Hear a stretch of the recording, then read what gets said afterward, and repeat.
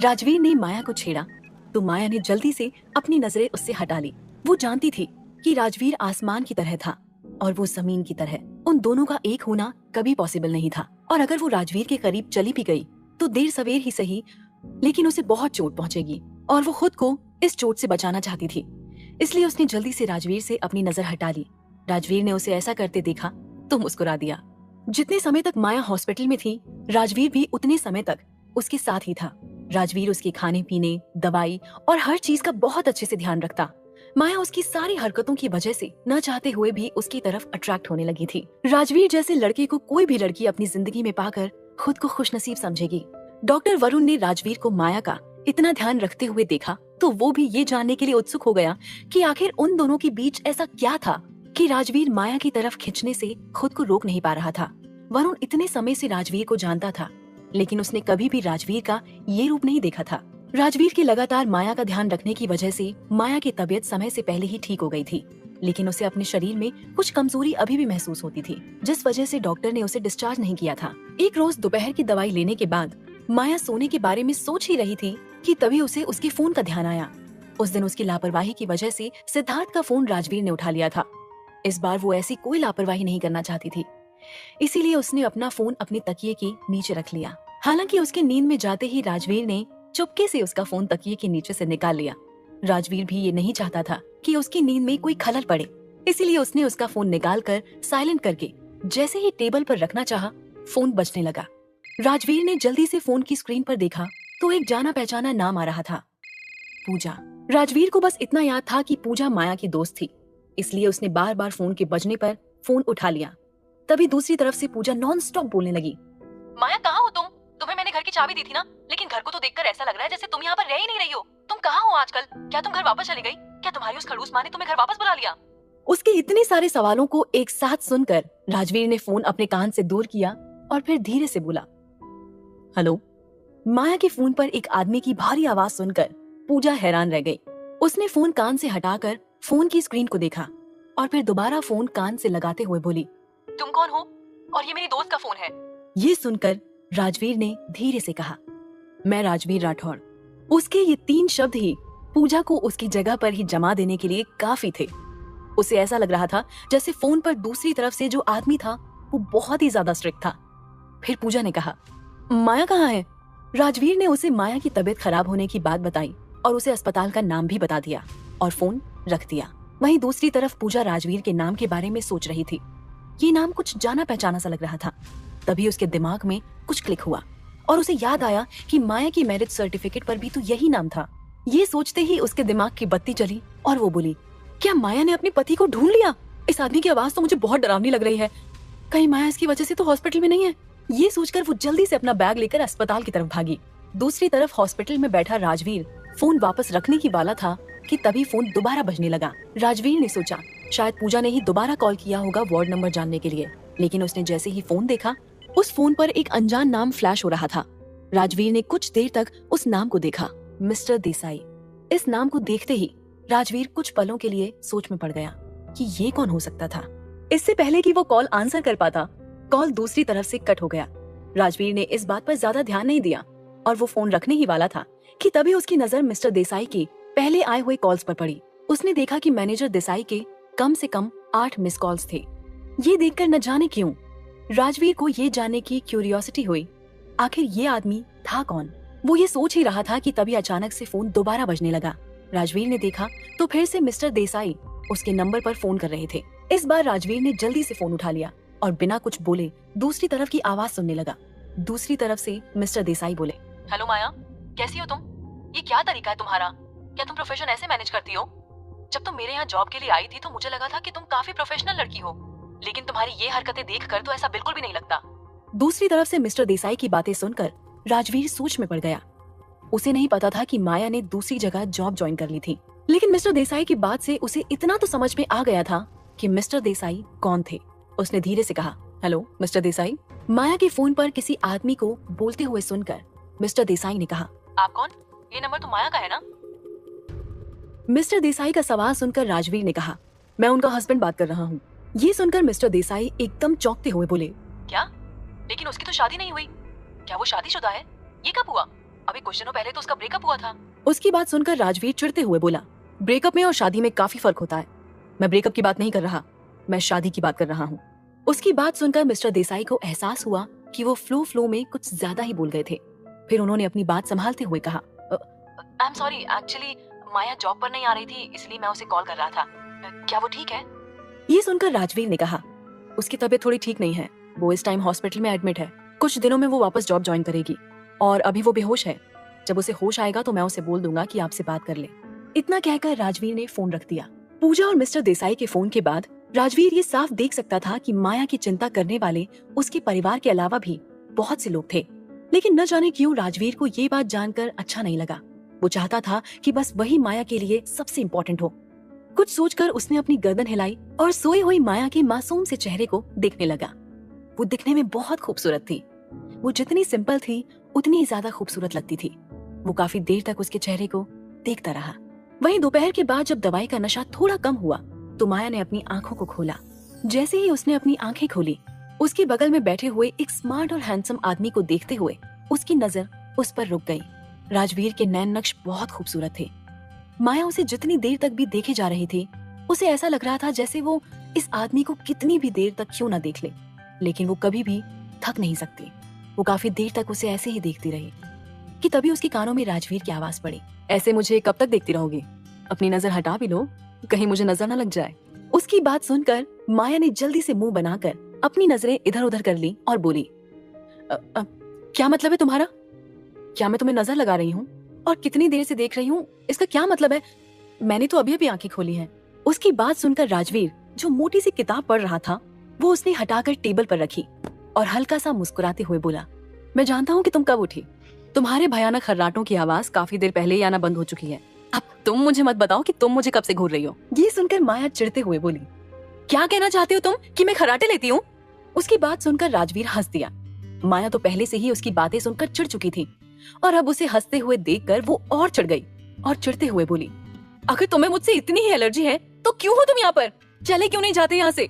ये सुनकर राजवीर ने उसे कोई जवाब नहीं दिया। वो बस उसकी तरफ देखता रहा। चिढ़ते हुए माया का चेहरा लाल हो गया था, जिससे माया और भी ज्यादा खूबसूरत लग रही थी। खुद को उसे ऐसे देखते हुए देखकर माया ने मुंह फुला लिया। तभी उसकी नजर राजवीर जिस किताब को पढ़ रहा था उस पर गई। राजवीर को इंग्लिश की मोटी सी किताब पढ़ रहा था। ये देखकर वो मन ही मन बड़बड़ाते हुए बोली, इतनी मोटी मोटी किताबें पढ़ता है तभी इतनी नॉलेज है इसके पास, और तभी कॉलेज में ऐसे अजीबोगरीब लेक्चर देता है। मुझे तो कुछ भी समझ नहीं आता। ये सोचकर वो अजीब सा मुंह बना रही थी कि तभी उसके कानों में राजवीर की आवाज पड़ी, मुझे नहीं पता था कि तुम मुझे इतना नकारा समझोगी। मैं तो तुम्हें कुछ बताना चाहता था। जैसा कि राजवीर को उम्मीद थी, उसकी ये बात सुनकर माया ने तुरंत उसकी तरफ देखा।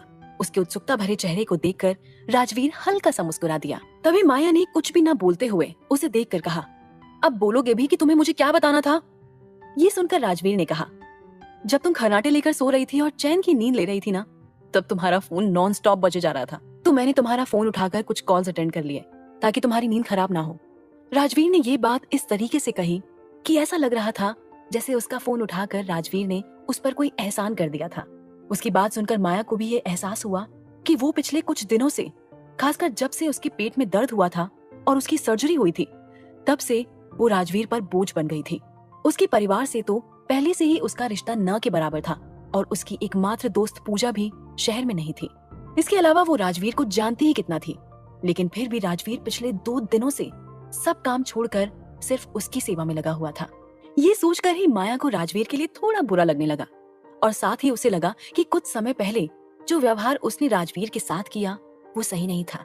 माया ने धीरे से अपनी नजरें झुकाई और राजवीर की तरफ बिना देखे ही धीरे से कहा, मेरा ख्याल रखने के लिए थैंक यू। ये सुनकर राजवीर को कुछ समझ नहीं आया, या यूं कहें कि राजवीर उसे छेड़ने के मूड में था, तो उसने माया को छेड़ते हुए कहा, क्या मेरे कान ठीक से काम नहीं कर रहे हैं, या मेरे कान में कुछ घुस गया है जो मुझे तुम्हारी आवाज ही आनी बंद हो गई है? माया उसकी इस बात पर चिढ़ गई। उसे गुस्सा तो बहुत आ रहा था, लेकिन फिर उसने एक बार फिर से अपनी आवाज को थोड़ा तेज करते हुए कहा, मैं जानती हूँ कि आप मेरे लिए पिछले 2 दिनों से अपना सारा काम छोड़कर यहाँ रुके हुए हैं, उसके लिए थैंक यू। उसकी बात सुनकर राजवीर के चेहरे पर मुस्कान आ गई।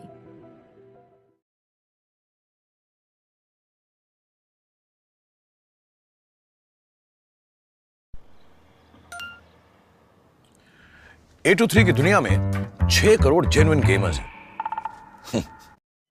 माया का मासूम सा चेहरा देखकर और उसके मुंह से थैंक यू सुनकर राजवीर का दिल पिघल गया और वो मुस्कुराते हुए माया के पास आया और बोला, ये लो तुम्हारा फोन। तुम्हारी फ्रेंड पूजा और तुम्हारे मैनेजर देसाई का फोन आया था। मैंने उन्हें बता दिया कि तुम्हारी तबीयत ठीक नहीं है और पूजा भी शायद कुछ ही देर में यहाँ पहुंचने ही वाली होगी। उसने पूछा तुम्हारे बारे में तो मैंने बता दिया। राजवीर की बात सुनकर माया ने जल्दी से अपने फोन को अपने हाथ में लिया और अपनी कॉल डिटेल्स चेक करने लगी। जब उसने देखा कि मिस्टर देसाई के बहुत सारे मिस कॉल आए हुए थे तो उसने जल्दी से उन्हें कॉल किया। माया को बहुत मुश्किल से ये जॉब मिली थी और उसे अपने परिवार का ध्यान रखने के लिए ये जॉब करनी थी, इसीलिए वो उन्हें नाराज नहीं करना चाहती थी।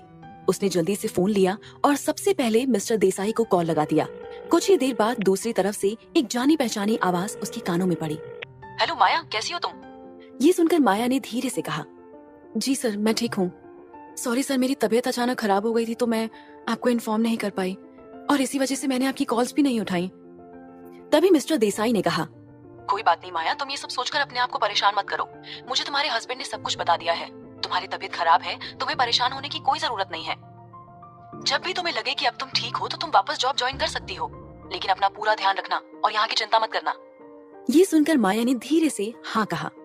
उसे अब तक ये तो समझ में आ चुका था कि राजवीर ने ही मैनेजर से बात करके उन्हें ये सब सही सही बताया था, ताकि उन्हें ये न लगे कि माया उन लड़कियों में से थी जो कि जॉब से बिना किसी बात की छुट्टी ले लेती थी। ये सोचकर माया ने राजवीर की तरफ देखा तो वो वापस से अपनी उस मोटी सी किताब में घुसा हुआ था। ये देखकर माया मुस्कुराई।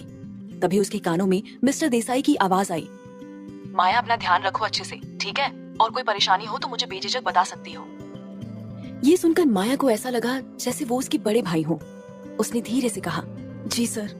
तभी मिस्टर देसाई ने थोड़ी उत्सुकता से पूछा, माया क्या मैं जान सकता हूँ कि तुम्हारी शादी कब हुई? ये सुनते ही माया की नजरें एक बार फिर से राजवीर पर पड़ी, जहाँ वो कुछ देर पहले राजवीर को प्यार से देख रही थी। अब वो उसे उतने ही गुस्से से देख रही थी। वो अपने मन ही मन बड़बड़ाई, ये लड़का भी ना अपनी हरकतों से बाज नहीं आता है, इसे क्या जरूरत थी इसके बारे में बताने की। माया इस बात से इनकार करना चाहती थी, लेकिन तभी उसे याद आया कि उसे इस 1 साल की शादी के बदले 5 करोड़ रुपए मिलने वाले थे। ये उसकी जरूरत थी, साथ ही अब उसके पास और कोई चारा भी नहीं था सच बताने के अलावा। तो उसने धीरे से कहा, सर ये एक लंबी कहानी है, दरअसल मैं ये शादी करना नहीं चाहती थी। उसकी आवाज सुनकर मिस्टर देसाई ने कहा, माया तुम्हारी आवाज नहीं आ रही है, क्या कहा तुमने? मुझे सुनाई नहीं दिया। ये सुनकर माया उसे साफ साफ सब कुछ बताना चाहती थी, लेकिन तभी उसे दूसरी तरफ से कुछ और आवाज आने लगी। तभी माया को समझ में आया कि शायद मिस्टर देसाई अभी किसी के साथ थे, इसीलिए उसने अपनी बात को तुरंत बदलते हुए कहा, कुछ नहीं सर, आई थिंक आप बिजी हैं, आप अपना काम कर लीजिए, अब मैं फोन रखती हूँ। ये सुनकर देसाई ने कहा, मैं तुमसे बाद में बात करता हूँ, तुम अपना ध्यान रखना और जब भी तुम्हारी तबीयत ठीक हो तभी वापस आना। इतना कहकर मिस्टर देसाई फोन रखने ही वाले थे कि तभी माया के दिमाग में उस तरफ होने वाली आवाजों का शोर आया। माया अपने मन ही मन बोली, इस सर को क्या हुआ? वो बार बार मुझे आराम से आने के लिए क्यों बोल रहे हैं? मुझे ऐसा क्यों लग रहा है कि जैसे कुछ तो गड़बड़ है। ये सोचते हुए वो एकदम से बोली, सर क्या हमें कोई बड़ा ऑर्डर मिला है? इससे पहले कि माया आगे कुछ भी पूछ पाती, देसाई ने कहा, तुम्हारी अभी तबीयत ठीक नहीं है, हम इस बारे में तब बात करेंगे जब तुम वापस आ जाओगे। ये सुनकर भी माया ने अपनी जिद नहीं छोड़ी और वो बोली, सर मैं बिल्कुल ठीक हूँ, आप प्लीज मुझे बताइए, मैं डिजाइन रेडी करने के लिए बिल्कुल तैयार हूँ। मिस्टर देसाई को उसकी बात सुनकर थोड़ा अजीब लगा, फिर उन्होंने अपनी बात समझाते हुए कहा, मैं इसलिए ऐसा कह रहा हूँ क्योंकि तुम्हारी तबीयत अभी ठीक नहीं है और कस्टमर को जल्दी ही रिंग की जरूरत है। ये सुनकर माया को ये समझने में देर नहीं लगी कि वो रिंग किसी और ने नहीं बल्कि सिद्धार्थ ने ही ऑर्डर की थी। अचानक माया के सामने सिद्धार्थ का चेहरा घूम गया। वो जानती थी कि अगर उसने इस अंगूठी को डिजाइन नहीं किया तो जरूर सिद्धार्थ यही सोचेगा कि माया अभी भी उससे प्यार करती थी और माया उसे इस गलतफहमी में नहीं रखना चाहती थी। इसीलिए उसने कहा, सर मैंने उनके डिजाइन को अच्छे से समझा है, मैं जानती हूँ कि उन्हें किस तरह के डिजाइन चाहिए और आप फिक्र मत कीजिए, मैं ये जरूर बना लूंगी। उसकी बात सुनकर देसाई थोड़ा हिचकिचाए क्योंकि उन्हें इस बात पर शक था कि माया शायद ये नहीं कर पाएगी। फिर भी देसाई ने कहा, ठीक है माया, मैं तुम्हें आज का समय देता हूँ, लेकिन अगर तुमने आज की आज ये डिजाइन तैयार नहीं किया तो मुझे मजबूरन किसी और डिजाइनर को इसमें शामिल करना पड़ेगा। ये सुनकर माया ने कॉन्फिडेंस से हाँ कहा और उन्हें थैंक यू कहकर फोन रख दिया और फिर खुद से ही बोली, वो सिद्धार्थ अपनी जिंदगी में मूव ऑन कर सकता है तो मैं भी कर सकती हूँ। अब मैं उसे दिखाऊंगी कि मुझे उससे कोई फर्क नहीं पड़ता। ये सोचकर उसने अपने आसपास देखा तो उसके आसपास फलों की एक बकेट के अलावा कुछ न्यूज़पेपर और कुछ बुक्स पड़ी हुई थी। ये देखकर उसका चेहरा एकदम से उतर गया। उसके उतरे हुए चेहरे को देखकर कुर्सी पर बैठा हुआ राजवीर, जो उसे काफी देर से देख रहा था और जिसने अभी फोन पर हुई उसकी सारी बातों को सुना था, वो अपने मन ही मन कुछ सोचने लगा। काफी देर तक माया को देखने के बाद वो अपने मन में बोला, क्या सच में तुम्हें पैसों की इतनी जरूरत है? क्या तुम्हें मुझसे पैसे लेने में शर्म आती है? चाहे बात कुछ भी हो, आखिर मैं तुम्हारा पति हूँ। तुम्हें मुझसे मदद मांगने में हिचकिचाने जैसी कोई फीलिंग्स नहीं आनी चाहिए। वो ये सोच ही रहा था कि फिर माया को काफी देर तक ऐसे चुपचाप बैठा देखने के बाद उसने कहा, माया, मैं जानता हूँ कि तुम्हें डिजाइन रेडी करने के लिए पेंसिल, पेपर और बाकी चीजों की जरूरत है, तो तुम मेरी चीजें इस्तेमाल कर सकती हो, वो वहीं पर तुम्हारे बगल में रखी हुई हैं। ये कहते हुए राजवीर अपनी जगह से उठा और उसने माया के हाथ में उसकी जरूरत की सारी चीजें पकड़ा दी। ये देखकर माया हैरानी से उसे देखने लगी। माया को तो लगता था कि पहले उसकी माँ ने उसे बेच दिया और फिर उसने खुद को बेच दिया। इसके बाद तो राजवीर कभी उसकी इज्जत कर ही नहीं पाएगा और ना ही कभी उसे समझ पाएगा। लेकिन कहीं ना कहीं वो गलत थी। आज राजवीर के बिहेवियर को देखकर उसे लग रहा था कि वो किसी नई ही राजवीर से मिल रही थी। उसे उम्मीद नहीं थी कि राजवीर उसके साथ इतना अच्छा भी हो सकता था। राजवीर को वापस जाकर चेयर पर बैठते हुए देखकर उसके दिल में एक अलग सी भावना राजवीर के लिए उठ रही थी। उसके परिवार में हमेशा से एक अजीब सा माहौल रहा। उसके पिता उसकी माँ के लेक्चर सुनकर हमेशा ही परेशान रहते। उसकी माँ ने कभी अपने फैशन और लालच के चक्कर में उन पर ध्यान नहीं दिया। साथ ही उनके भाई की तबीयत हमेशा ही खराब रहने की वजह से उसके घर में पैसे की तंगी थी। शायद ही माया ने कभी अपने जीवन में सुख को महसूस किया था। सिद्धार्थ ने उसके साथ जो किया, उसके बाद तो उसका प्यार पर से भरोसा ही उठ गया था।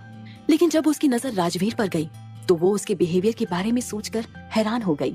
आज और आज से पहले कभी भी राजवीर ने उसके साथ बुरा बर्ताव नहीं किया था। वो हमेशा ही उसका ख्याल रखता था। यहाँ तक कि अभी भी वो पिछले 2 दिन से अपना सारा काम छोड़कर हॉस्पिटल में उसकी सेवा में लगा हुआ था। क्या अब वो सचमुच में पति पत्नी थे? वो इस सोच में पड़ गई। उसका घाव अभी पूरी तरह से ठीक नहीं हुआ था, इसीलिए वो बिस्तर पर ही बैठी रही और काफी देर तक अपनी बीती जिंदगी के बारे में सोचती रही। बैठे बैठे जब वो थोड़ी बोर होने लगी तो उसने अपनी नजर उठाकर देखा। इस समय वहाँ राजवीर नहीं था। माया का तो ध्यान ही नहीं गया था कि कब राजवीर उस कमरे से उठकर चला गया। वो भले ही यहाँ बैठी थी, लेकिन शायद वो अपनी सोच में इस कदर गुम थी कि उसे राजवीर के जाने का पता ही नहीं चला। माया को अचानक से अपने पेट में दर्द और भूख का एहसास हुआ। ये याद करके माया ने तुरंत ही पास में रखी टेबल से कुछ फ्रूट उठाने के लिए अपना हाथ बढ़ाया। लेकिन इससे पहले कि वो फ्रूट तक पहुंच पाती, अचानक ही उसके हाथ से किसी ने फ्रूट छीन लिया। माया ने हैरानी से उस तरफ देखा तो उसके बगल में एक औरत खड़ी हुई थी।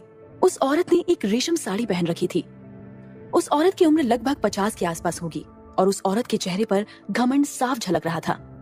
माया ने अच्छे से याद करने की कोशिश की, लेकिन उसे याद नहीं आया कि वो औरत कौन थी। माया ने एक बार फिर उस औरत की तरफ देखकर कहा, मुझे लगता है कि आप किसी गलत वार्ड में आ गई हैं। मैं आपको नहीं जानती। ये सुनकर उस औरत ने माया को देखकर एक तिरछी मुस्कान दी, जैसे वो उसका मजाक उड़ा रही हो। माया को उस औरत का ये बर्ताव समझ नहीं आया, लेकिन वो उम्र में उससे बड़ी थी, इसीलिए माया ने उससे कुछ नहीं कहा और उस औरत से पूछा, क्या आप मुझे जानती हैं? इतना कहते ही औरत के तीखे शब्द माया के कान में पड़े। तुम मुझे नहीं जानती हो, लेकिन मेरे बेटे को तो अच्छी तरह से जानती हो ना। मैं सिद्धार्थ की माँ हूँ। सिद्धार्थ को तो जानती हो ना तुम? वही सिद्धार्थ जिसे तुमने पैसों के लिए फंसाया था। याद आया कुछ? सिद्धार्थ का नाम सुनते ही माया हैरानी से सिद्धार्थ की माँ को देखने लगी। उसे समझ में नहीं आ रहा था कि सिद्धार्थ की माँ उससे मिलने क्यों आई थी। वो उनसे पहले कभी भी नहीं मिली थी, इसीलिए सिद्धार्थ की माँ का अस्पताल में आना उसे बहुत अजीब लगा। कहीं ना कहीं उसे महसूस हो रहा था जैसे उसका यहाँ आना किसी खतरे से पहले की चेतावनी की तरह था। वो सोच रही थी कि तभी उसके कानों में उस औरत की तीखी आवाज फिर से पड़ी, पहचान लिया मुझे, या फिर कोई और इंट्रोडक्शन चाहिए तुम्हें? ये सुनकर माया ने गहरी सांस ली। उसे ऐसा लग रहा था जैसे उस औरत के सामने वो कोई चींटी हो जिसे वो औरत मसल कर चली जाएगी। माया उसकी नजरों को खुद पर महसूस करके असहज महसूस कर रही थी, लेकिन उसने बिना सोचे समझे और उनकी बात बिना सुने कुछ भी कहने की कोशिश नहीं की। तभी सिद्धार्थ की माँ ने कहा, मैंने सुना है कि तुमने मेरे बेटे सिद्धार्थ को छोड़ दिया और उसी के अंकल राजवीर से शादी कर ली है। ये कहते हुए उनके शब्द में सवाल कम और माया को नीचा दिखाने की कोशिश ज्यादा लग रही थी। न जाने क्यों उनकी बातें सुनकर माया को ऐसा लग रहा था जैसे सिद्धार्थ ने माया को नहीं, बल्कि माया ने सिद्धार्थ को धोखा दिया हो। सिद्धार्थ की माँ की बात सुनकर माया का दिल टूट गया। उसे ऐसा लग रहा था जैसे सिद्धार्थ की माँ उसके कैरेक्टर पर उंगली उठा रही हो। लेकिन माया इस बात का कोई जवाब भी नहीं दे सकती थी। आखिर कौन यकीन करेगा उसकी इस बात पर कि जिस दिन उसका ब्रेकअप हुआ उसी दिन उसकी शादी हो गई। वो कैसे उसकी माँ को ये बात समझा सकती थी कि उसके बेटे ने उसको मैरिज ब्यूरो बुलाया लेकिन वो खुद नहीं आया और फिर उसकी किसी से जबरदस्ती शादी हो गई। वो इन सब बातों को उसकी माँ को कैसे एक्सप्लेन करे उसे समझ नहीं आ रहा था। तभी माया को चुपचाप अपनी बातें सुनता देखकर सिद्धार्थ की माँ उस पर चिल्लाते हुए और इल्जाम लगाते हुए बोली, क्यों लड़की, मैं सही कह रही हूँ ना? असल बात तो ये है कि तुम कोई प्यार व्यार नहीं करती थी मेरे बेटे से, बल्कि तुम तो किसी बड़े परिवार के बेटे को फंसाना चाहती थी ताकि तुम्हारा करियर बन जाए। आखिर तुम जैसी गरीब लड़कियां और कर ही क्या सकती हैं? अपनी जिंदगी ऐशो आराम से काटने के लिए तुम जैसी लड़कियां किसी ना किसी को अपने झांसे में लेती हैं। जब तुम्हें कॉलेज में लगा कि सिद्धार्थ तुम्हारी जिंदगी को अच्छा बना सकता है तो तुमने उससे अफेयर किया, उसके साथ 2 साल तक खूब मौज मस्ती की, टाइम पास किया, जी भर के मेरे बेटे के पैसे उड़ाए। लेकिन जैसे ही तुम्हारी मुलाकात उसके अंकल यानी राजवीर भाई से हुई तो तुम्हें ये पता चला कि उसका अंकल सिद्धार्थ से कहीं ज्यादा अमीर है, तो तुमने अपनी दूसरी चाल से उसके अंकल को अपने झांसे में ले लिया। सच सच बताओ, क्या किया तुमने ऐसा जो तुमने एक ही घर के 2 आदमियों को फंसा लिया? सच में कमाल की अदाकारा हो तुम। ये कहते ही सिद्धार्थ की माँ उसके करीब आई और उसके चेहरे को एक झटके से ऊपर करते हुए बोली, ऐसी तो कोई खूबसूरत भी नहीं हो तुम। तुम्हारी जैसी लड़कियां तो मेरे बेटे के एक इशारे पर उसके बिस्तर पर बिछने को तैयार रहती हैं। पता नहीं क्या देखा तुम में राजवीर और सिद्धार्थ ने कि वो तुम पर लट्टू हो गए। लेकिन ज्यादा खुश होने की जरूरत नहीं है तुम्हें। ये ज्यादा दिन की बात नहीं है जब राजवीर का तुमसे खेलकर जी भरेगा तो वो तुम्हें भी किसी कचरे की तरह फेंक देगा। सिद्धार्थ की माँ की आंखें गुस्से से माया को ही देख रही थी और उसकी बातें माया के कानों में गर्म शीशे की तरह पिघल रही थी। उसे ऐसा लग रहा था जैसे उसे बहुत दर्द हो रहा हो। वो अपनी सफाई में बहुत कुछ कहने की कोशिश कर रही थी लेकिन उसके शब्द उसके मुंह में ही रह गए। उसे शांत बैठा हुआ देखकर सिद्धार्थ की माँ ने दोबारा कहा, ऐसे चुपचाप मुंह लटकाए हुए क्या बैठी हो? कम से कम अपने लिए कोई सफाई तो दो। तुम जैसी औरतें इस दुनिया में और हमारे समाज पर कलंक हैं। अरे तुमसे अच्छी तो वैश्या होती है, कम से कम वो अपना शरीर डंके की चोट पर तो बेचती है। तुम जैसी नहीं कि आज इधर पैसा देखा तो इधर मुंह मारा और कल उधर पैसा देखा तो उधर मुंह मारा। तुम जैसी औरतें मर क्यों नहीं जाती? माया ने उनकी ये सारी बातें सुनकर अपने कानों पर हाथ रख लिया। उसकी आंखों से लगातार आंसू बह रहे थे। वो पलटकर जवाब देना चाहती थी लेकिन उससे कुछ बोला ही नहीं जा रहा था। इससे पहले कि सिद्धार्थ की माँ उस पर और कोई बेहुदा इल्जाम लगाती, दरवाजे से अंदर आते हुए राजवीर ने चिल्लाते हुए कहा, मुझे लगता है कि आप जो कुछ भी कह रही हैं आपको वो सोच समझ कर कहना चाहिए। शायद आप भूल रही हैं कि आप इस समय राजवीर राठौड़ की पत्नी से बात कर रही हैं। राजवीर की आवाज सुनते ही सिद्धार्थ की माँ अचानक से कांप गई। उन्हें ऐसा लगा जैसे ठंडी हवा का झोंका उन्हें छू कर गुजर गया। राजवीर का ऑरा और रुतबा ही ऐसा था कि लोग उसे देखकर ही डर जाते थे। राजवीर की आवाज सुनकर सिद्धार्थ की माँ ने एक नजर उसकी तरफ देखा। वहीं राजवीर को दरवाजे पर खड़ा हुआ देखकर माया का चेहरा जो अभी तक उतरा हुआ था, उसके चेहरे पर अचानक से चमक आ गई। उसे ऐसे लगा जैसे कोई उसे बचाने के लिए आ गया हो। हालांकि उसे इस बात का डर था कि सिद्धार्थ की माँ भी राठौड़ परिवार का ही हिस्सा थी, तो कहीं राजवीर भी उनका ही साथ न देने लगे। ये सोचकर वो डरी सहमी सी अपनी जगह पर ही बैठी रही। तभी राजवीर ने अपनी आईब्रो को चढ़ाकर सिद्धार्थ की माँ की तरफ देखा। सिद्धार्थ की माँ उससे अपनी आंखें नहीं मिला रही थी। उन्हें लगा था कि वो अस्पताल में आकर माया को बुरा भला कहकर राजवीर के वापस अस्पताल आने से पहले ही निकल जाएगी, लेकिन राजवीर इतनी जल्दी लौट आएगा ये तो उसने सोचा ही नहीं था। सिद्धार्थ की माँ हमेशा से ही एक घमंडी औरत थी, लेकिन कहीं ना कहीं वो भी राजवीर से डरती थी। वो ये सोच ही रही थी कि तभी राजवीर की आवाज उनके कानों में पड़ी, दी मुझे लगता है कि जब आप मेरी वाइफ को देखने के लिए हॉस्पिटल आ सकती हैं तो आपको अपने पिता को देखने के लिए भी विदेश जाना चाहिए, क्योंकि अभी आपके शब्दों को सुनकर और आपकी हिम्मत को देखकर मुझे लगता है कि ये आपके लिए ज्यादा मुश्किल नहीं होगा।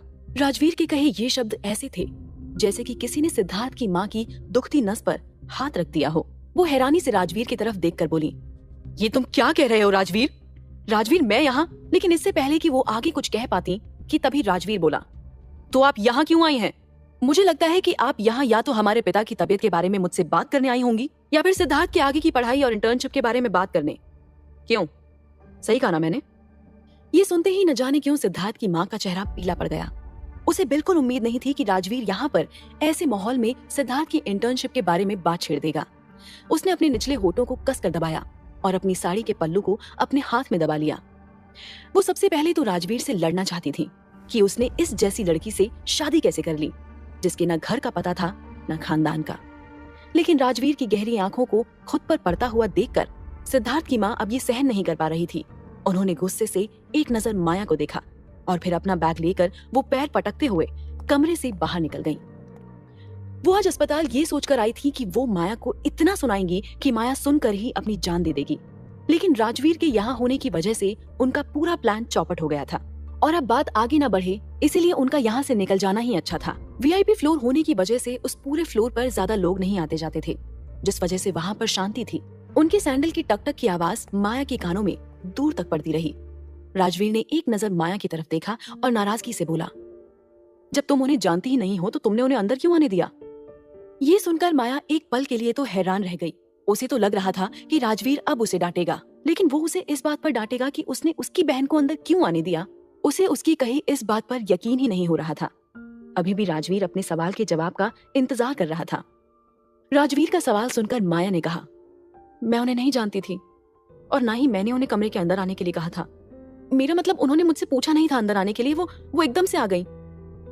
उसकी बात सुनकर राजवीर ने हाँ में गर्दन हिलाई और बोला, अब से इस कमरे में वही आएगा जिसे तुम चाहती हो कि वो इस कमरे में आए, और अगर तुम्हें किसी भी चीज की जरूरत है तो तुम डॉक्टर वरुण को बुला सकती हो, ठीक है? उसने ये कहकर वहीं टेबल पर रखे एक बेल की तरफ इशारा किया। ये सुनकर माया ने हाँ में गर्दन हिलाई और राजवीर की तरफ सवालिया नजरों से देखा। राजवीर समझ गया था कि माया ये पूछना चाहती थी कि क्या वो कहीं जा रहा था। उसे ऐसे खुद की तरफ देखते हुए देखकर राजवीर ने कहा, मुझे कुछ देर के लिए कॉलेज जाना होगा, मेरा वहां जाना जरूरी है। तुम परेशान मत होना, मैं जल्दी ही आ जाऊंगा। ये सुनकर माया ने अपनी गर्दन हाँ में हिला दी और कहा, ठीक है, तुम आराम से क्लास जा सकते हो, मैं अपना ध्यान रखूंगी। ये सुनकर राजवीर हल्के से मुस्कुराया और उसके गाल को सहलाकर वार्ड से बाहर निकल गया।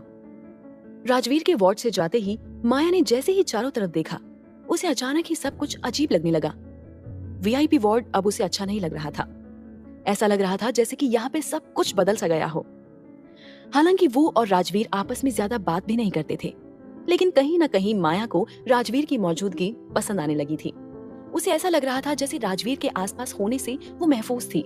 उसके जाने के बाद उसे अपने दिल में एक अजीब सा खालीपन महसूस हो रहा था। काफी देर तक वो बैठी इधर उधर देखती रही। उसने पास ही में लगा एक पर्दा खींचकर साइड कर दिया तो उसकी नजर शीशे से बाहर काम कर रहे डॉक्टर पर पड़ी। उसने देखा कि वीआईपी वार्ड के बिल्कुल सामने ही डॉक्टर्स की एक टीम काम कर रही थी। उसने चारों तरफ देखा, वहाँ पर सफेद कोट पहने कई सारे डॉक्टर्स थे, लेकिन उसे कहीं भी डॉक्टर वरुण नजर नहीं आए। माया अब तक ये तो समझ चुकी थी कि डॉक्टर वरुण और राजवीर में अच्छी दोस्ती थी, क्योंकि उसकी छोटी सी सर्जरी हुई थी और उसी के लिए राजवीर ने वरुण जैसे फेमस डॉक्टर को उसके इलाज में लगा दिया था। राजवीर असल में कौन था? यहाँ तक कि सिद्धार्थ की माँ जो राजवीर की बड़ी बहन थी, वो खुद भी राजवीर की मौजूदगी महसूस करते ही भीगी बिल्ली की तरह बन गई थी। ये सब सोचते हुए उसके चेहरे पर एक भीनी सी मुस्कान तैर गई। काफी देर तक बोर होने के बाद उसने वो पेपर और पेन लिए जो राजवीर ने उसे लाकर दिए थे। फिर उसने अपने बैग से एक छोटी सी नोटबुक निकाली जिसमें उसने सिद्धार्थ के द्वारा बताए गए डिजाइन्स की नोट लिखे थे। उसने उस नोटबुक पर लिखी बारीकियों को ध्यान से पढ़ा।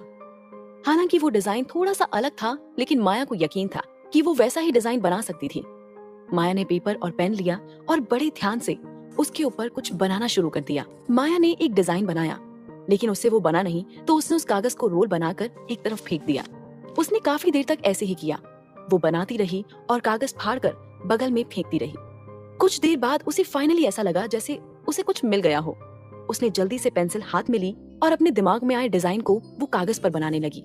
क्योंकि ये एक शादी की अंगूठी थी, इसमें हीरे का होना तो जरूरी था। इसीलिए माया ने एक हीरे की अंगूठी का खूबसूरत डिजाइन बनाया जिसमें उस बेशकीमती हीरे का इस्तेमाल किया। वो काफी देर तक अपनी इसी रचना में गुम रही कि तभी उसका ध्यान दरवाजे पर हुई आवाज से टूटा। इरिटेट होते हुए उसने ऊपर देखा तो सामने खड़े हुए इंसान को देखकर उसकी आंखें चमकने लगी और वो मुस्कुरा कर बोली, तुम वापस आ गई। उसकी बात सुनते ही पूजा भागते हुए उसके पास आई और उसको गले से लगाते हुए बोली, तो मेरी जान, मैंने तुझे 2 दिन के लिए अकेला क्या छोड़ा, तू अस्पताल पहुंच गई। ये कहते हुए उसने माया को गले से लगा लिया और माया भी पूजा को देखकर बहुत खुश थी। पूजा को देखते हुए उसे ऐसा लगा जैसे उसका कोई परिवार वाला उसके साथ हो। पूजा के गले लगते ही उसकी आंखें आंसुओं से भर आई थीं, लेकिन उसने अपनी आंखों की नमी को जल्दी से साफ कर लिया और मुस्कुराते हुए पूजा से बोली, कैसी हो तुम? पूजा ने भी मुस्कुराकर हाँ में गर्दन हिला दी और कमरे को बड़े ध्यान से देखने लगी। पूजा वीआईपी वार्ड को बड़े ध्यान से देख रही थी। उसे वार्ड को ऐसे देखते हुए देखकर माया ने कहा, तुम ऐसे क्या देख रही हो, कुछ ढूंढ रही हो क्या? माया के सवाल पर पूजा ने कहा, वाह यार, ये हॉस्पिटल का कमरा है या किसी 5 स्टार होटल का कमरा? सच में यार, आज तक मैंने इतना खूबसूरत हॉस्पिटल का कमरा नहीं देखा। मुझसे कोई कहे तो मैं जिंदगी भर यही रह सकती हूँ। अगर कोई मुझसे कहे ना कि मुझे बीमार होकर इस कमरे में रहना है, तो सच में मैं तैयार हूँ इसके लिए। उसकी बात सुनकर माया हंसते हुए बोली, अरे बस कर यार, कुछ भी बोल रही है तू। बोलने से पहले सोच तो लिया कर कि क्या बोल रही है। तू जानती है ना, कभी कभी हमारी कहीं बातें सच हो जाती हैं। कहीं तुझे सच में यही हॉस्पिटल में ना रहना पड़े। ये सुनकर पूजा ने मुस्कुराते हुए कहा, काश ऐसा हो पाता यार। देख तो सही, क्या आलीशान बेड है, रूम में टीवी भी है, और ये बड़ी सी खिड़की तो देख। यहाँ तो इस शीशे को खोलते ही कितनी ठंडी ठंडी हवा आएगी। ये कहते हुए वो कमरे को देखकर आहें भर रही थी। माया ने उसकी बात सुनकर अपनी गर्दन ना में हिलाई और हंसते हुए बोली, तेरा कुछ नहीं हो सकता। तभी पूजा को कुछ याद आया और उसके चेहरे के एक्सप्रेशंस अचानक से बदल गए। कुछ सोचते हुए उसने माया को घूरा तो माया बोली, अब क्या हुआ तुझे? माया के सवाल पर पूजा ने अपने हाथ अपनी कमर पर रखते हुए कहा, तू मेरा घर छोड़कर कब आई? और तुम्हें ऐसा क्या हुआ है जो तुम हॉस्पिटल में एडमिट होना पड़ा? तुम्हारी इतनी तबीयत खराब थी और तुमने मुझे एक बार भी कॉल करना जरूरी नहीं समझा? क्या बस यही दोस्ती है हमारी? उसकी बात सुनकर माया थोड़ा सा उदास होते हुए बोली, ऐसा नहीं है पूजा, वो एक्चुअली ये सब इतनी जल्दबाजी में हुआ कि मैं तुम्हें बता ही नहीं पाई। और मुझे लगा कि तुम शादी में बिजी होगी, तो इसलिए मैंने तुम्हें डिस्टर्ब नहीं किया। तुम कभी ये मत सोचना कि मैं तुम्हें भूल गई। एक तुम ही हो जिसने हर हाल में मेरा हमेशा साथ दिया है। मैं तुम्हें कभी नहीं भूल सकती। माया को उदास होते हुए देखकर पूजा ने कहा, अच्छा चल ठीक है, मैं तुझे माफ करने के लिए तैयार हूँ, ठीक है, लेकिन पहले तुझे मुझे ये बताना होगा, तेरे और मिस्टर राठौड़ के बीच की बात कहाँ तक पहुंची? ये कहते हुए पूजा माया के बेड पर आकर बैठ गई। उसकी आंखों में शरारत देखकर माया ने उसे चुप करते हुए कहा, बस कर, कुछ भी बोलती रहती है। ये सुनकर पूजा बोली, वैसे मैं तो बहुत खुश हूँ कि तूने उस बेवकूफ सिद्धार्थ से शादी न करके मिस्टर राठौर से शादी की। हालांकि मैं उनके बारे में ज्यादा नहीं जानती, लेकिन मुझे यकीन है कि ये सिद्धार्थ से तो अच्छा ही होगा। अब बताना, तेरे और उनके बीच में क्या चल रहा है? दरअसल पूजा सिद्धार्थ को बिल्कुल पसंद नहीं करती थी। वो जानती थी कि सिद्धार्थ किस तरह का लड़का था। उसने कई बार माया को सिद्धार्थ की सच्चाई बताने की कोशिश भी की, लेकिन माया सिद्धार्थ के प्यार में इतनी पागल थी कि उसने कभी भी पूजा की बातों को सच नहीं माना। इसीलिए जब पूजा को ये पता चला कि माया ने सिद्धार्थ से शादी न करके किसी और से शादी कर ली थी, तो वो खुश हो गई। माया उसकी बातों को सुनकर कुछ सोच रही थी कि तभी पूजा ने धीरे से उसके कान में कहा, वैसे माया, मुझे लगता है कि तेरे और राजवीर के बीच अब प्यार तो हो ही जाना चाहिए, है ना? वैसे मुझे तो राजवीर बहुत पसंद है, तुझे कैसा लगा? ये सुनकर माया ने उसे घूर कर देखा। अब वो पूजा को कैसे बताती कि उन दोनों की शादी सिर्फ 1 साल के लिए थी और उस 1 साल की शादी के लिए माया उससे 5 करोड़ रुपए लेने वाली थी। ये सब सोचकर माया परेशान हो गई। उसे समझ नहीं आ रहा था कि जब पूजा को ये सब बात पता चलेगी तो पूजा कैसे रिएक्ट करेगी। माया ये सब सोच रही थी कि तभी पूजा ने कहा, माया तू सुन भी रही है कि मैं क्या कह रही हूँ? मुझे लगता है कि अब तुम दोनों को साथ रहना चाहिए, तभी तो तुम्हारे बीच में नजदीकियां बढ़ेंगी और फिर धीरे धीरे तुम दोनों में प्यार भी हो ही जाएगा। मुझे इस बात का पूरा यकीन है। ये कहकर पूजा ने उसे आंख मार दी। माया ने उसकी बात का कोई जवाब नहीं दिया, तो पूजा ने उसके हाथ को पकड़ा और उसे समझाते हुए बोली, देखो माया, तुम अब शादीशुदा हो। मुझे लगता है कि तुम्हें अपने रिश्ते को आगे बढ़ाने के बारे में सोचना चाहिए। इस शादी को खत्म करके वैसे भी तुम्हें कुछ नहीं मिलने वाला। आज नहीं तो कल तुम्हें किसी ना किसी से तो शादी करनी ही होगी, तो फिर क्यों ना जिस रिश्ते में तुम हो उसे ही आगे बढ़ाओ। माया उसकी बातों को बिना कुछ कहे बस सुने जा रही थी। उसकी बात सुनकर माया भी किसी सोच में थी। उसे सोच में देखकर पूजा मुस्कुराने लगी। तभी उसे कुछ याद आया और वो अपने साथ लाए हुए बैग से कुछ निकालते हुए बोली, माया मैं तो भूल ही गई थी, मैं तुम्हारे लिए कुछ लाई हूँ। वो बहुत टेस्टी हैं और सच बताऊं तो मुझे यकीन है कि तुम्हें वो बहुत पसंद आएगा। ये कहते हुए उसने बैग से एक डिब्बा निकाला। माया ने ध्यान से उस डब्बे को देखा तो उसके चेहरे पर मुस्कान फैल गई। पूजा अपने साथ केक लेकर आई थी, वो भी माया का मनपसंद केक। माया उसे देखते ही छोटे बच्चों की तरह खुश होते हुए बोली, thank you so much Puja, thank you so much. तुम नहीं जानती मेरा कितना मन था ये केक खाने का। ये कहते हुए उसने पूजा को गले लगा लिया। पूजा ने उसे खुद से अलग करते हुए कहा, अरे अरे अब मक्खन लगाना बंद कर और खाना शुरू कर। ये मैं तेरी फेवरेट बेकरी से लेकर आई हूँ। ये सुनकर माया जल्दी जल्दी केक खाने लगी। उसे ऐसे खाता हुआ देखकर पूजा हंस रही थी और वो हंसते हुए बोली, तुमने दवाई ली? तभी माया को याद आया कि उसने दवाई नहीं ली थी और साथ ही उसने अभी तक रात का खाना भी नहीं खाया था। वो अपना काम कर रही थी, इसीलिए खाना कमरे में आने के बाद भी उसने खाने की तरफ देखा तक नहीं और डिजाइन बनाने में लगी रही। ये याद आते ही उसने अपने सर पर हाथ मारते हुए कहा, अरे यार, मेरे दिमाग से ही निकल गया और मुझे खाने का याद ही नहीं रहा। ये सुनकर पूजा ने उसके सर पर मारते हुए कहा, तुझे एक नहीं कई डॉक्टर्स की जरूरत है। शायद तुम भूल रही हो कि तुम अभी भी मरीज हो और तुम्हें समय पर खाना और दवाई लेनी चाहिए, वरना तुम जल्दी से ठीक कैसे होगी। अब एक काम कर, जल्दी से खाना खत्म कर पहले और फिर अपनी दवाई ले, और जो कुछ भी तुम्हें करना है ना बाद में करना। तुम अपना ध्यान रखना कब सीखोगी माया। उसकी बात पर माया ने हाँ में अपनी गर्दन हिलाई। उसे पूजा की बातें सुनकर ऐसा लग रहा था जैसे कोई बूढ़ी दादी उसकी तबीयत खराब होने पर लेक्चर दे रही हो। उसके होठों पर पूजा की बातें सुनकर एक भीनी सी मुस्कान आ गई। तभी पूजा ने अपनी घड़ी में टाइम देखते हुए बोला, माया, रात के 10 बजने वाले हैं, अब मुझे जल्दी घर जाना होगा। मैं आज ही शादी से वापस आई थी और तुम मुझे अपने घर पर नहीं मिली तो मैं थोड़ा सा परेशान हो गई, और अब जब मुझे तुम्हारे यहाँ होने का पता चला तो मैं जल्दबाजी में यहाँ आ गई। घर भी पूरी तरह से फैला हुआ है। मैं अब कल तुमसे मिलने आऊंगी, अभी चलती हूँ। ये सुनकर माया ने उसे आराम से जाने का कहकर वहां से भेज दिया।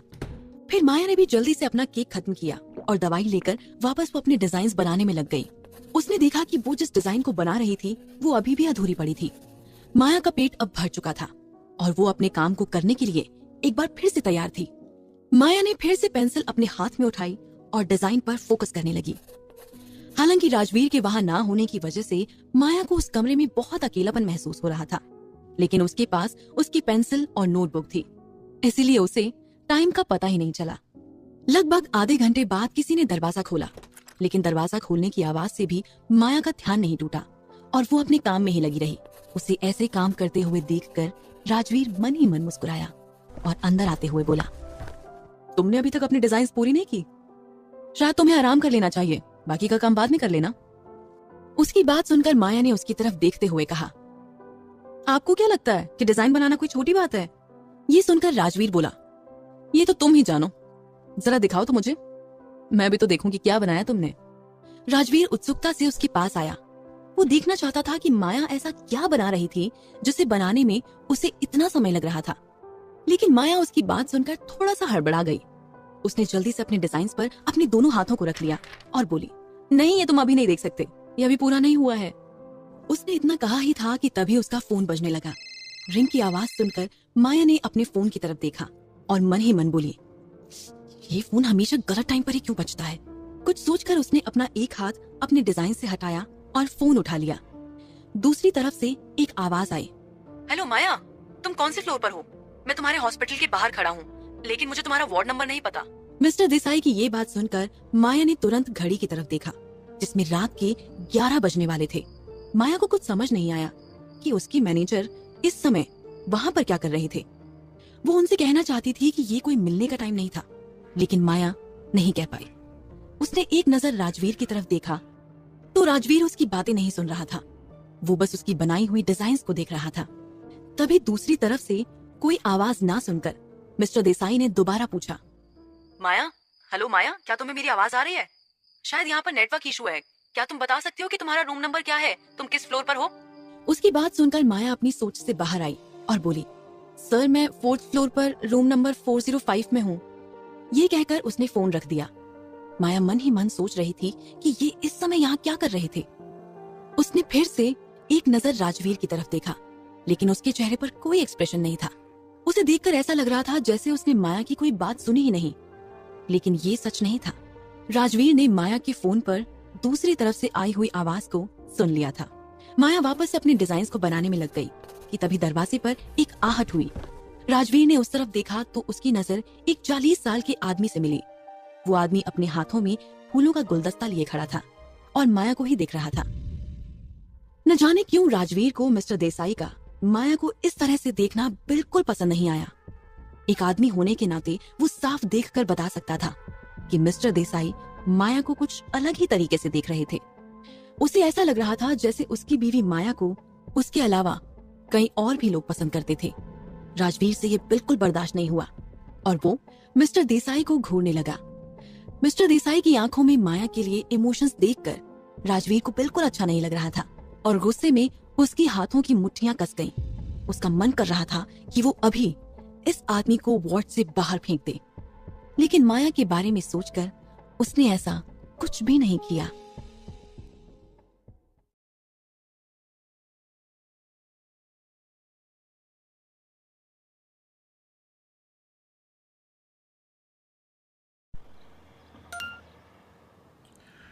A23 की दुनिया में 6 करोड़ जेन्युइन गेमर्स हैं। यहाँ हर गेम फेयर ही नहीं, सेफ गेम, और ये भरोसा 17 साल से है। चलो साथ खेलें, टेंशन फ्री, ऑन A23। इस खेल में आदत लगना या आर्थिक जोखिम संभव है, जिम्मेदारी से खेलें। मिस्टर देसाई को दरवाजे पर खड़ा होकर माया को निहारते हुए देखकर राजवीर को बहुत गुस्सा आ रहा था, लेकिन वो माया की नजरों में खुद को गिराना नहीं चाहता था। इसीलिए उसने धीरे से कहा, मुझे लगता है कि आपको वहां खड़े होने की बजाय अंदर आकर माया से मिलना चाहिए, जिसके लिए आप शायद इतनी रात गए उसे परेशान करने आए हैं। उसकी आवाज सुनकर मिस्टर देसाई, जो अब तक माया को देखने में लगे हुए थे, उनका ध्यान राजवीर पर गया। कमरे के दरवाजे पर खड़े होकर उन्हें तो माया के अलावा उस कमरे में कोई और नजर आ ही नहीं रहा था। अब जाकर उन्हें लगा जैसे उस कमरे में माया के अलावा और भी कोई था। न जाने क्यों मिस्टर देसाई को राजवीर की आंखों में अपने लिए गुस्सा नजर आ रहा था। उसे देखकर मिस्टर देसाई को अचानक ही सर्द सा महसूस हुआ। उन्हें लगा जैसे किसी ठंडी हवा के झोंके ने उन्हें जमा दिया हो। उन्होंने एक बार फिर एक नजर राजवीर की तरफ देखा तो राजवीर की नजरें अभी भी उन्हें ही घूर रही थी। ये देखकर मिस्टर देसाई ने खुद को अंदर जाने के लिए तैयार किया। राजवीर की आवाज सुनकर माया का ध्यान भी उन दोनों पर चला गया। माया ने मिस्टर देसाई को दरवाजे पर खड़े हुए देखकर हल्का सा मुस्कुरा कर कहा, आप आ गए सर, आइए अंदर आइए प्लीज। माया की आवाज सुनकर मिस्टर देसाई वार्ड के अंदर आए। उनकी नजरें रह रहकर अभी भी राजवीर पर ही जा रही थी। राजवीर का ऑरा ही कुछ ऐसा था कि वो उसे चाहकर भी इग्नोर नहीं कर पा रहे थे। राजवीर के महंगे कपड़े और उसके खड़े होने के तरीके को देखकर ही कोई भी बता सकता था कि राजवीर कोई साधारण आदमी नहीं था। हालांकि मिस्टर देसाई राजवीर की पहचान के बारे में कुछ नहीं जानते थे, इसलिए उन्होंने पहले ही अपने बारे में बताना शुरू किया। हेलो, मैं मिस्टर देसाई हूँ, माया हमारे ही शोरूम में काम करती है। ये कहते हुए मिस्टर देसाई ने अपना सीधा हाथ राजवीर की तरफ बढ़ा दिया। राजवीर उनकी आंखों में लगातार देख रहा था। उसने काफी सेकंड तक मिस्टर देसाई के हाथ को देखा, लेकिन उसने हाथ नहीं मिलाया। ये देखकर मिस्टर देसाई को थोड़ा अजीब लगा और उन्होंने शर्मिंदगी से अपना हाथ पीछे कर लिया।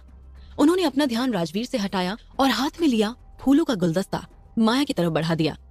माया भी राजवीर की ये हरकत देखकर मन ही मन बड़बड़ाई। माया अभी भी डिजाइन पर काम कर रही थी, जिस वजह से उसके हाथ खाली नहीं थे। ये देखकर मिस्टर देसाई ने कहा, कोई बात नहीं, तुम डिजाइन बना रही हो तो फिर मैं इसे यहीं रख देता हूँ।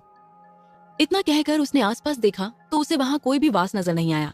उसे थोड़ी शर्मिंदगी महसूस हुई और फिर उसने बिना ज्यादा सोचे समझे उन फूलों के गुलदस्ते को टेबल पर रख दिया और फिर मुड़कर माया की तरफ देखते हुए बोला, तो क्या तुमने अपने डिजाइन को पूरा कर लिया है?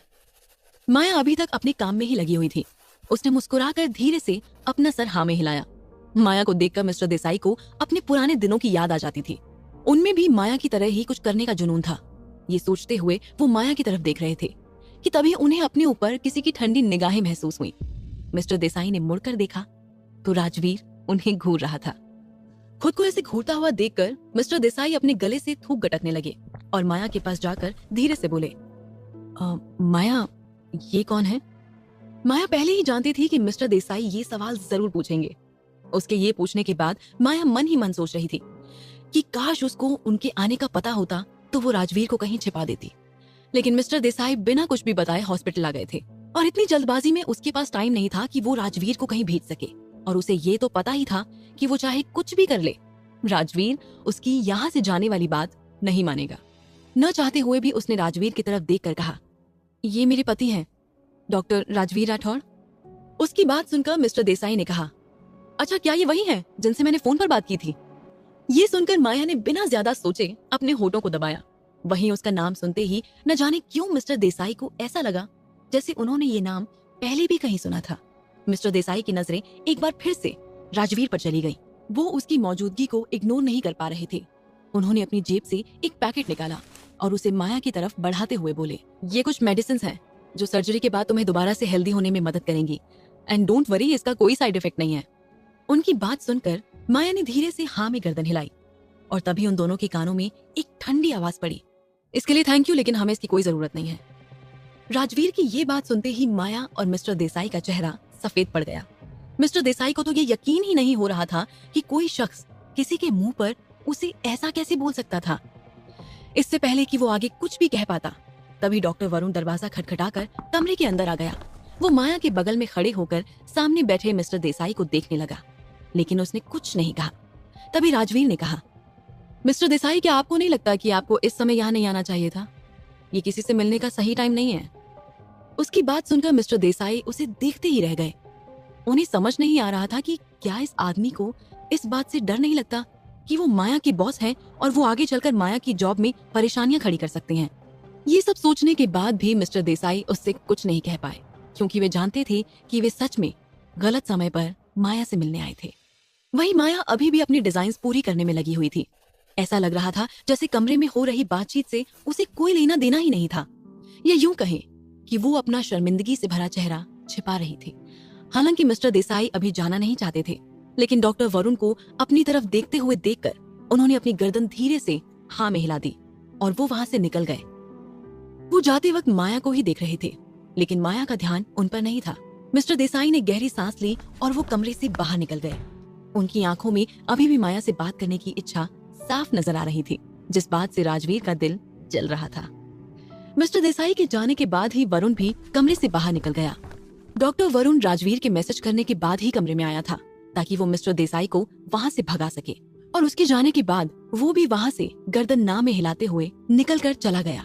उसके जाते ही राजवीर माया के पास आया और बोला, मुझे नहीं लगता कि तुम्हें हर किसी से फ्रेंडली होकर बात करना चाहिए। तुम्हें लोगों से एक उचित दूरी बनाकर बात करनी चाहिए। उसकी बात सुनकर माया, जो अभी तक अपने डिजाइन्स में घुसी हुई थी, उसने अपनी गर्दन को उठाकर राजवीर की तरफ देखा और समझने की कोशिश करने लगी कि आखिर राजवीर कहना क्या चाहता था। तभी राजवीर ने कहा, तुम्हारे सामने खड़ा हर इंसान तुम्हारे लिए अच्छा ही सोचता होगा, ये जरूरी नहीं है। माया उसकी अजीब अजीब बातों को सुनकर समझने की कोशिश कर रही थी कि आखिर राजवीर कहना क्या चाहता था, लेकिन राजवीर की सारी बातें उसके सर के ऊपर से जा रही थी।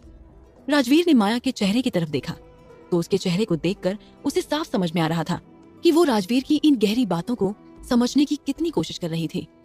राजवीर को उसका चेहरा देखकर हंसी आ गई। तभी राजवीर ने कहा, मुझे अच्छा नहीं लगता कि तुम्हें मेरे अलावा कोई भी इस नजर से देखे, जिस नजर से देखने का हक सिर्फ मुझे है। उसकी ये बात सुनकर अचानक माया के गाल शर्म से लाल हो गए और उसके चेहरे पर हल्की सी मुस्कान आ गई। वो इस समय बहुत प्यारी लग रही थी। उसके चेहरे को देखते हुए राजवीर के मन में आया कि वो उसके गालों को टच कर ले।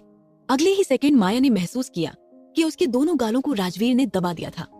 माया हमेशा से समझना चाहती थी कि आखिरकार राजवीर ने उससे इतने अजीब तरीके से शादी क्यों की, लेकिन उसके रवैये को देखकर वो कभी भी उससे कुछ नहीं पूछ पाई। तभी राजवीर ने कहा, तुम्हें कल हॉस्पिटल से डिस्चार्ज मिल जाएगा। उसकी बात सुनकर माया खुश हो गई। उसके दिमाग में चल रहा था कि वो जल्दी से अपनी जॉब पर जा पाएगी और जो डिजाइन्स वो बना रही थी वो भी अपने क्लाइंट को दे देगी, जिससे कि सिद्धार्थ के मन में बसी गलतफहमी दूर हो जाएगी। उसके दिमाग में चल रही बातों को रोकते हुए राजवीर ने कहा, बाहर जाने के बारे में बिल्कुल मत सोचना। हॉस्पिटल से घर जाने के बाद भी तुम्हें कई दिनों तक आराम करने की जरूरत है। तुम्हारा शरीर अभी पूरी तरह से ठीक नहीं हुआ है, समझी? उसकी बात सुनकर माया ने छोटा सा मुंह बनाकर उसकी तरफ देखा, लेकिन वो कहीं ना कहीं ये बात जानती थी कि सर्जरी बेशक छोटी सी ही क्यों ना हो, लेकिन उसे इस बार तो राजवीर की बात माननी ही होगी, क्योंकि वो बिल्कुल सही कह रहा था। दूसरे दिन सुबह सूरज की किरणें सीधे खिड़कियों से छनकर कमरे के अंदर पड़ी। पूरा कमरा रोशनी से जगमगाने लगा। माया ने अपनी आंखों पर पड़ती सूरज की रोशनी से अपनी आंखें खोली और अपनी आंखें खोलते ही उसने कमरे में चारों तरफ एक नजर घुमाई, लेकिन कमरे में उसे कहीं पर भी राजवीर नहीं दिखा। पिछले कुछ दिनों से जब भी वो आंख खोलती थी तो उसे अपने सामने राजवीर दिखाई देता था। कहीं न कहीं उसे राजवीर के कमरे में होने की आदत पड़ चुकी थी, लेकिन आज जब उसे राजवीर नजर नहीं आया तो वो थोड़ा परेशान हो गई। उसे अपनी इस हरकत पर काफी हैरानी सी हुई, क्योंकि पिछले 2 सालों से वो सिद्धार्थ के साथ थी, लेकिन सिद्धार्थ के साथ भी उसे कभी ऐसा महसूस नहीं हुआ था जैसा उसे राजवीर के होने से होता था। इस एहसास के दिल में आते ही माया ने खुद को याद दिलाया और खुद से ही बड़बड़ाते हुए कहा, नहीं माया, तुम ये क्या सोच रही हो? ये शादी सिर्फ 1 साल के लिए है और सिर्फ एक समझौता। अपने दिमाग से इन सब बातों को निकाल लो माया। इन सभी विचारों से छुटकारा पाने के लिए माया ने अपनी पूरी ताकत लगाकर अपने सर को झटका और खुद से ही बोली, माया, तुम ये बार बार क्या सोचने लग जाती हो? तुम इन बातों को भूल नहीं सकती। तुम्हें याद रखना होगा कि ये शादी नहीं, सिर्फ एक समझौता है, वो भी सिर्फ 1 साल के लिए। उसके बाद तुम्हें अपनी जिंदगी में लौट कर जाना होगा। ये सब जो कुछ भी तुम कर रही हो वो सिर्फ पैसों के लिए कर रही हो। ये सोचते हुए उसने अपने आप को सब याद दिलाया कि तभी उसके कानों में राजवीर की आवाज पड़ी। तुम जाग गई? उसकी अचानक आवाज सुनते ही माया तुरंत अपनी सोच से बाहर आई और उस तरफ देखा जहां से आवाज आई थी। राजवीर हमेशा की तरह बेहद हैंडसम लग रहा था। उसका चेहरा हमेशा की तरह चमक रहा था और उसके होठों के किनारे हल्के से ऊपर की तरफ उठे हुए थे। उसे देखकर साफ पता चल रहा था कि राजवीर इस समय बहुत अच्छे मूड में था। तभी माया ने पूछा, क्या डिस्चार्ज का सारा प्रोसेस पूरा हो चुका है? उसके सवाल पर राजवीर ने कहा, मुझे लगता है कि तुम्हें पहले नाश्ता करके अपनी दवाइयां ले लेनी चाहिए। बाकी डिस्चार्ज तो बाद में भी हो जाएगा, लेकिन डिस्चार्ज के बाद तुम सीधे अपने कॉलेज या फिर जॉब, यहाँ पर जाने के बारे में सोचना भी मत, वरना मुझसे बुरा कोई नहीं होगा। उसकी धमकी सुनकर माया उसे घूरने लगी